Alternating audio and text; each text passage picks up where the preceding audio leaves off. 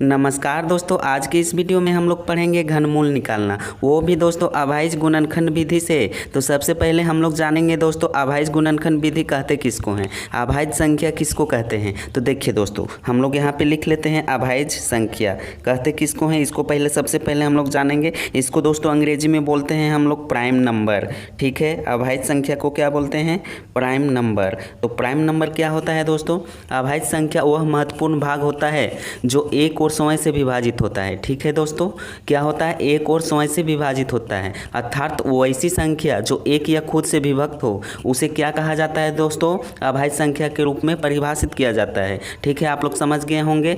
इसका दोस्तों केवल और केवल दो ही गुणनखंड होते हैं। ठीक है, मान लीजिए दोस्तों हम लोग संख्या अभाज्य संख्या को 3 को ले लेते हैं। तो देखिए दोस्तों, इसको जब हम लोग गुणनखंड करेंगे तो इसका गुणनखंड केवल 1 आएगा और 3 ही आएगा। ठीक है, तो इस प्रकार से हमारा परिभाषा क्या कह रहा है, केवल और केवल दो ही गुणनखंड होते हैं। एक तो 1 होता है और एक ये स्वयं अपने खुद होगा। तो आप लोग समझ गए होंगे। उदाहरण के तौर पर दोस्तों अभाज्य संख्या कौन कौन सा होता है, तो देखिए सबसे पहले शुरू होता है दोस्तों 2 से, फिर 3 हो जाएगा, 5 हो जाएगा, 7 हो जाएगा, 9 नहीं होगा दोस्तों क्योंकि वो 3 से कट जाता है, 11 होगा, 13 होगा। इस प्रकार से दोस्तों क्या होगा, हमारा बढ़ते जाएगा, 15 नहीं होगा, डायरेक्ट 17 होगा।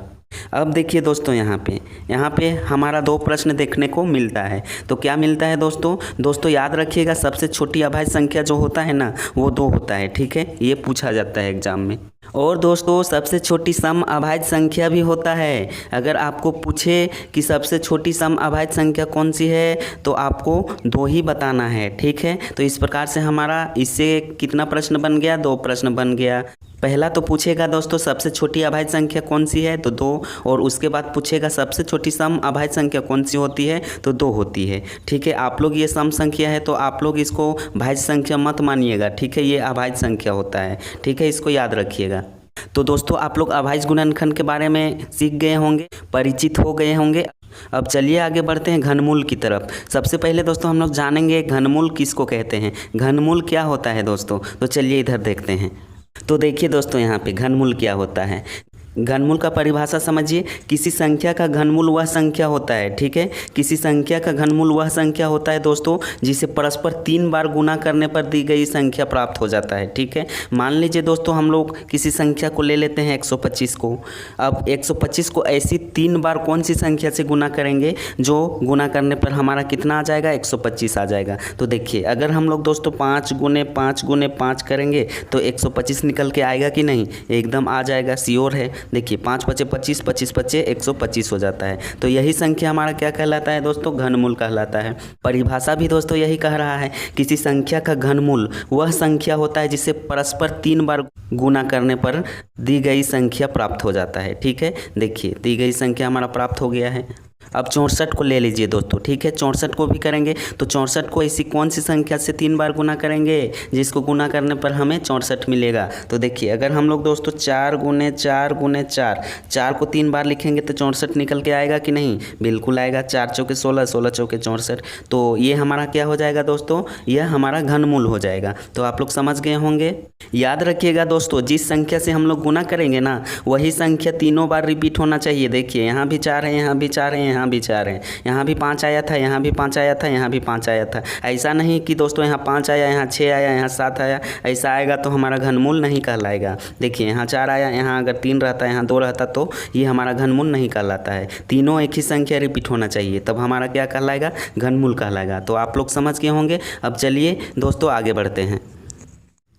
अब यहाँ पे देखिए दोस्तों, घनमूल जो हम लोग निकालते हैं ना, घनमूल निकालने का विधि दोस्तों 2 प्रकार से होता है। पहला क्या होता है, अभाज्य गुणनखंड विधि से हम लोग घनमूल निकाल सकते हैं, बाई प्राइम फैक्टराइजेशन मेथड, इसको अंग्रेजी में बोलते हैं। और दूसरा होता है दोस्तों भाग विधि से, बाई डिवीजन मेथड। ठीक है, भाग विधि से भी निकाल सकते हैं, अभाज्य गुणनखंड विधि से भी निकाल सकते हैं। लेकिन दोस्तों आज हम लोग सीखेंगे वो होगा अभाज्य गुणनखंड विधि से घनमूल निकालना। ठीक है, उसके बाद हम लोग सीखेंगे भाग विधि से किस प्रकार से घनमूल निकाला जाता है, उसको भी सीखेंगे। पहले इसको सीख लेंगे। तो चलिए दोस्तों क्वेश्चन की तरफ आगे बढ़ते हैं, किस प्रकार से बनता है। देखिए दोस्तों यहाँ पे हम लोग पहला नंबर क्वेश्चन को ले लिए हैं, क्या है 512। तो इसको अभाज्य गुणनखंड करेंगे। सबसे पहले क्या करेंगे, अभाज्य गुणनखंड करेंगे। सम संख्या है दोस्तों, तो इसको 2 से करेंगे तो क्या होगा, ये 256 बार में हमारा 512 निकल के आ जाएगा। फिर 2 से करेंगे दोस्तों तो ये हमारा इसका आधा कितना हो जाएगा, 128 हो जाएगा। इसको भाग देते जाना है दोस्तों, ठीक है। तो चलिए 2 से करते हैं, 2 छक 12, 2 चौके 8 हो जाता है। फिर 2 से जाएगा क्योंकि सभी सम संख्या आ रहा है, 2 तिया 6 और 2 दूनी 4 हो जाता है, यानी 32 बार में कटा दोस्तों हमारा। फिर इसको 2 से ले जाएंगे तो क्या होगा, 16 बार में होगा। फिर 2 से करेंगे तो ये 8 बार में होगा। फिर 2 से आगे बढ़ाएंगे तो ये 4 बार में कटेगा, ठीक है। फिर 2 से आगे बढ़ाएंगे तो ये 2 बार में कटेगा। अब देखिए दोस्तों हमारा 2 कितना बार आ चुका है, तो गिन लीजिए, 1 2 3 4 5 6 7 8 9 बार, ठीक है। आप लोग देख सकते हो 9 बार आ चुका है। तो हम लोग क्या लिखेंगे दोस्तों, यहाँ पे घनमूल में इधर 3 बैठाएंगे, ठीक है। घनमूल का नियम है, तो जिस संख्या को हम लोग निकालेंगे उसको यहाँ पे लिख देंगे रूट के अंदर, और रूट के बाहर यहाँ पे जो नुकीला टाइप में बना रहता है ना, उसके ऊपर 3 को लिख देंगे, ठीक है। क्योंकि 3 कहने का अर्थ है दोस्तों कि कोई भी संख्या हमारा 3 बार मिलना चाहिए, ठीक है।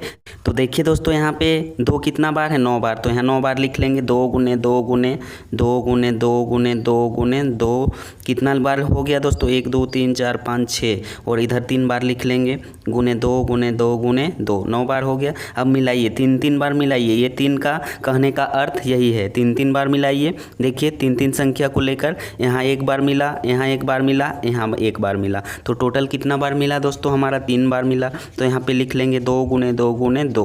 तो इसको जब हम लोग गुना करेंगे 2 दूनी 4, 4 दूनी 8 हो जाएगा। तो इस प्रकार से दोस्तों 512 का घन हमारा क्या आ जाएगा, 8 आ जाएगा। देखिए 8 का अगर हम लोग घन करेंगे तो हमारा क्या निकल के आ जाएगा दोस्तों, 512 निकल के आएगा कि नहीं, बिल्कुल आएगा। देखिए 8 गुने 8 करेंगे कि नहीं, 8 का पावर 3 आया है और घन वही कह रहा है। अगर 8 को 3 बार गुना करेंगे तो हमारा 512 निकल के आ जाएगा। तो इस प्रकार से दोस्तों हम लोग घनमूल को निकालना सीख गए हैं। अब चलिए दोस्तों आगे बढ़ते हैं दूसरे नंबर क्वेश्चन की तरफ। दूसरा नंबर क्वेश्चन को दोस्तों ले लिए हैं 343। तो चलिए इसको अभाज्य गुणनखंड करते हैं, कितना से कटेगा दोस्तों, तो इसको चलिए ले लेते हैं 7 से। तो यहाँ क्या हो जाएगा, 7 चौके 28 हो जाएगा 4 बार में। तो यहाँ क्या बचा दोस्तों, 6 बचेगा, तो इधर हो जाएगा 63, यानी 7 9 63 हो जाएगा, ठीक है। 49 बार में कटेगा। अब ये 49 7 से कटेगा, 7 7 49 हो जाएगा। तो क्या हो जाएगा दोस्तों इसका घनमूल, देखिए अब इधर आगे नहीं बढ़ेगा, तो यहाँ दोस्तों 3 लिख देंगे ये नुकीला के स्थान पर, और यहाँ क्या लिख देंगे, 343 लिख देंगे। अब देखिए दोस्तों 7 कितना बार आ चुका है हमारा, 3 बार आ चुका है, इस प्रकार से 3 बार आ चुका है। तो इसको हम लोग मिलाएंगे दोस्तों 3 के अक्षरों में, ठीक है। तो एक ही बार मिला है, तो इसका आंसर क्या हो जाएगा, 7 हो जाएगा। अब देखिए दोस्तों इसको अगर हम लोग जांच करेंगे, 7 का क्यूब करेंगे तो हमारा 343 निकल के नहीं आएगा, बिल्कुल आएगा। 7 को 3 बार गुना करके देख लीजिए, 343 निकल के हमारा आ जाएगा। तो इस प्रकार से दोस्तों इस प्रश्न का आंसर हमारा क्या हो जाएगा, 343 का घनमूल क्या हो जाएगा, 7 हो जाएगा। अब चलिए दोस्तों आगे बढ़ते हैं तीसरे नंबर क्वेश्चन की तरफ। तीसरा नंबर क्वेश्चन दोस्तों आप देख सकते हो, इसको भी अभाज्य गुणनखंड कर लीजिए। अभाज्य गुणनखंड तो आप लोग जानते होंगे बहुत ही अच्छी तरह से। तो चलिए इसको 3 से करते हैं, ये 5 से भी जाएगा दोस्तों, लेकिन 3 से भी कटेगा। तो सबसे पहले हमारा प्राथमिकता क्या होता है कि सबसे छोटी संख्या से काटना है। तो 5 से छोटी संख्या तो 3 होता है ना, तो 3 से पहले हम लोग इसको लगा लेंगे। तो क्या हो जाएगा, 3 एकम 3, यहाँ भी एक बार में कटेगा, 3 दूनी 6 हो जाएगा, यहाँ 1 बचेगा 15 हो जाएगा, तो 3 5 15 हो जाएगा। अब देखिए दोस्तों ये 3 से कटेगा कि नहीं, बिल्कुल कटेगा। तो 3 से भाग दीजिए, 3 3 9 हो जाएगा, 2 बच्चा 22 हो गया, 3 7 21 1 बचा, यहाँ 15 हो गया, 3 5 15 हो जाएगा। एक बार फिर से 3 से जाएगा दोस्तों, 3 एकम 3, 3 दूनी 6, 1 बचा, 3 5 15। अब 3 से नहीं जाएगा, 5 से जाएगा, ठीक है। तो 5 से कर लीजिए, 5 दूनी 10 हो जाएगा, 2 बच्चा, 5 5 25 हो जाएगा। अब देखिए दोस्तों ये भी हमारा 5 से जाएगा, 5 5 25 हो जाएगा। अब देखिए इसका घनमूल किस प्रकार से निकलता है, यहाँ पे 3 लिख देंगे और इसको लिखेंगे 33 75। तो क्या हो जाएगा दोस्तों, देखिए 3 कितना बार आ चुका है, 3 बार, 3 गुने 3 गुने 3। अब 5 कितना बार आ चुका है दोस्तों, 3 बार, तो यहाँ लिख लेंगे 5 गुने 5 गुने 5। अब इसको जोड़ा मिलाइए 3 की संख्या में, तो 3 देखिए यहाँ मिल गया है, 5 भी मिल गया है। तो 3 कितना बार मिला है, एक ही बार, तो एक बार लिख देंगे। 5 कितना बार मिला है, तो एक ही बार, तो यहाँ लिख देंगे। अब इसको गुना कर दीजिए दोस्तों, तो कितना हो जाएगा, 3 5 15, यानी 15 का घन हमारा दोस्तों क्या हो जाएगा, 3375। इस प्रश्न का आंसर दोस्तों हमारा क्या हो जाएगा, 15। अगर 15 को 3 बार आप गुना करके देख लीजिए 3375 आता है कि नहीं। अगर आ जाएगा तो ये प्रश्न हमारा सही है, और नहीं आएगा तो हमारा ये प्रश्न गलत हो जाएगा। बिल्कुल आएगा दोस्तों, आप लोग गुना करके देख लीजिएगा, ठीक है। तो आज की क्लास को दोस्तों यहीं तक रखते हैं, मिलेंगे नेक्स्ट क्लास में। तब तक के लिए आप सभी को यहाँ पे देखिए हम लिख दे रहे हैं, थैंक यू। धन्यवाद।